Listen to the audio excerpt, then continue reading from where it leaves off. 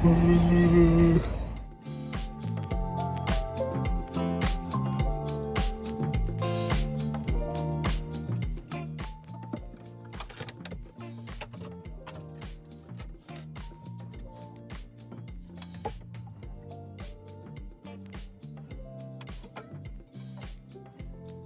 aboard Cloud Nyne, and I can happily say I am her new owner. She is a 25-foot Ensign.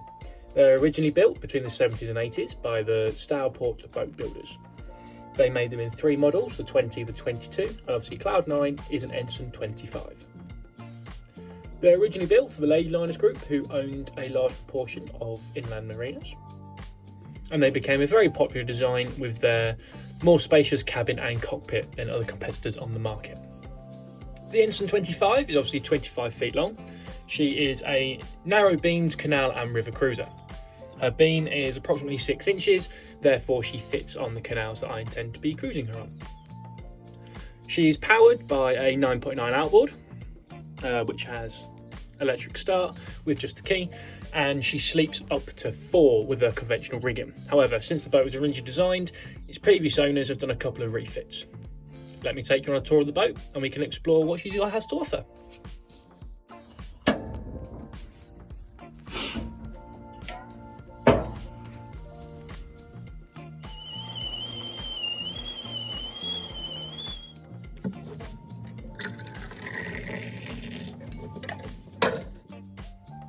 Starting at the front of the boat, we have what would have been our double V berth, or 2 singles that you could pop together to turn into a double. The last owners that had her turned the insert for that gap there into a table. My plans are to remove that table, because there was already one in the cabin that I'll show in a minute, and turn that into a double bed. We can see the walkway here that takes us back into the galley. Eventually, like the original design, I'm going to fill that cabin space in. So there'll be a plank of wood there, which means the bedroom, which that's going to be, will be sealed off from the rest of the boat. Therefore, shouldn't need to heat the boat up as much, and we'll wire in some lights. As she is currently set up, the port side of the boat is our saloon area. It features 2 bench seats and a table in the middle, where I can be doing some work, or I can be just eating my dinner.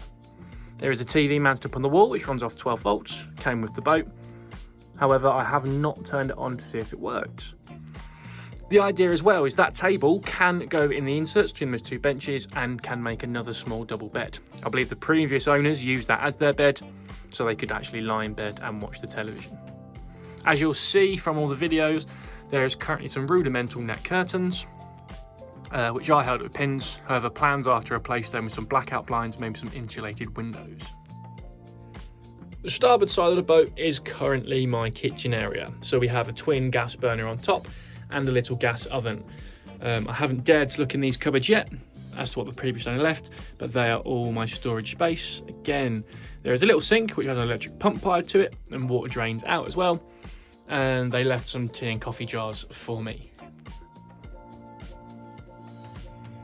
The sink itself works. It's got a little pump powered system, so we turn it on there. We can turn the water on with running water. That water comes from my water tank up in the bows. Moving towards the back of the boat, we have a stereo system that was put in by the previous owner. It's currently in a foreign language, so I haven't looked at that yet. All of that runs off a 12-volt battery. Obviously, it's a fire extinguisher. Turn over to the back port side of the boat. In that door there, that grey strip, very high-tech lock, which obviously will be replaced, is our heads, or our old toilet room.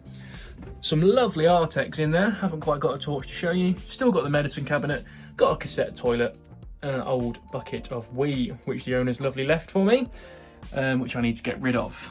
Port out to the outside, and a light. The plan for now is just to leave the toilet as its cassette system. I don't plan on using that too much while I'm staying on the boat. However, in the future, it'd be great if I could fit a shower tray in there and fit a little shower, just as a tiny wet room. Hopefully get the water to bilge outside or bilge into a storage tank. We'll figure that out when we get to it. But for now, like I said, it's not much of a priority for me. And obviously, leading out of the cabin towards the cockpit, we have under our stairs a little shelf, lots and sides, a few carabiners. Kill cord is there. Not that the kill switch is fitted. Again, plans are I probably will fit one as a little safety device and just a door out into the cockpit.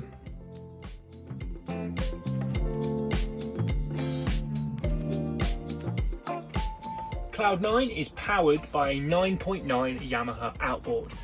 Factory fitted on all the boats. I don't think, to my knowledge, she has been updated. And the engine lives underneath this panel here. There is a bench seat across the back, and we lift the middle one to have a look and access our outboard.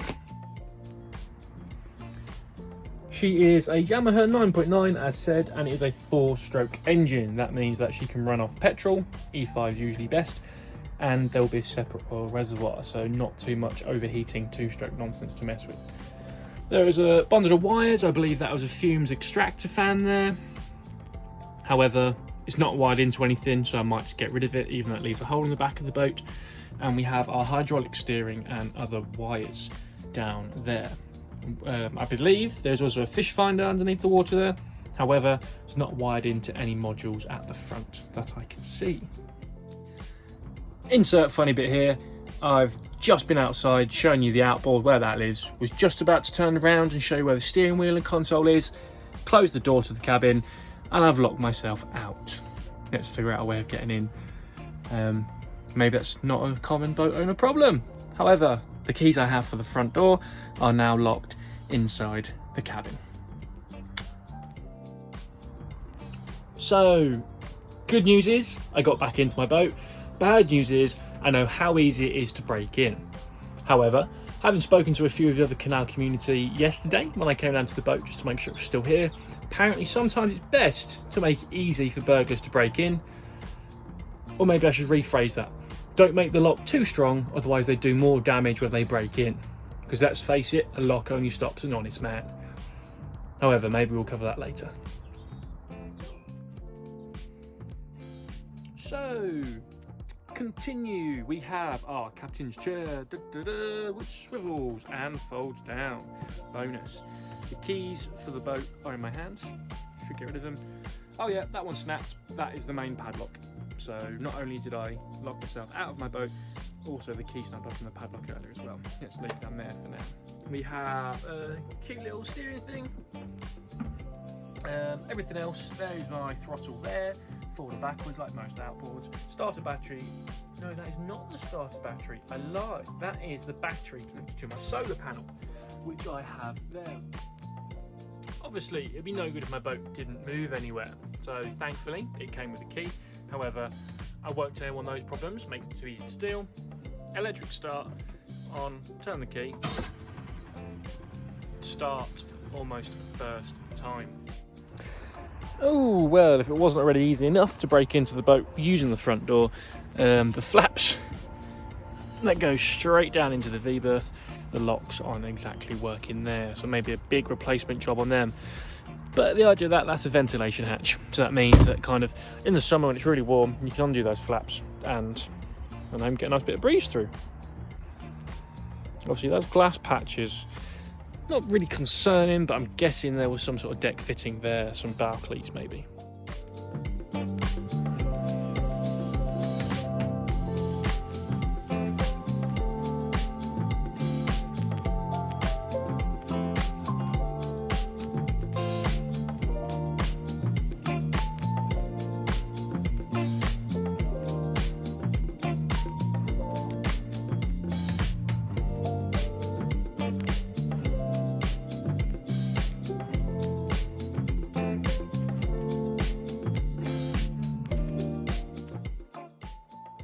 So we've had a good look around the boat. I'm happy with it. As I've said before, I'm excited about what actually this can offer me. But I suppose really, why have I bought a boat? Simply, for me at the moment, it's a bit of a floating caravan. It's a bit of fun. I like boats. And actually watching and understanding the canal lifestyles, it looks quite exciting. So with my new job change, currently moving up to Liverpool, and the boat obviously needs to go there. I'm not going to say where the boat is now, a few tea leaves around. But what I would like is to have a good go at getting her ready, or how I want her, so I can sleep on her. So like I said, we're going to change the bed at the front. we're probably going to add a few nav lights, wire the horn on the top, make sure all the electric systems are working. Potentially, if the outboard has an alternator, wire that in circuit with the battery so they charge as well.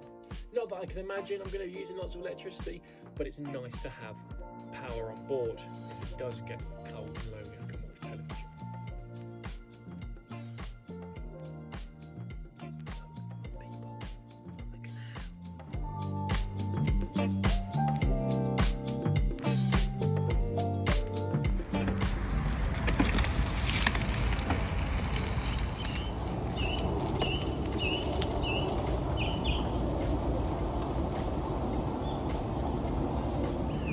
Quack, quack, quack.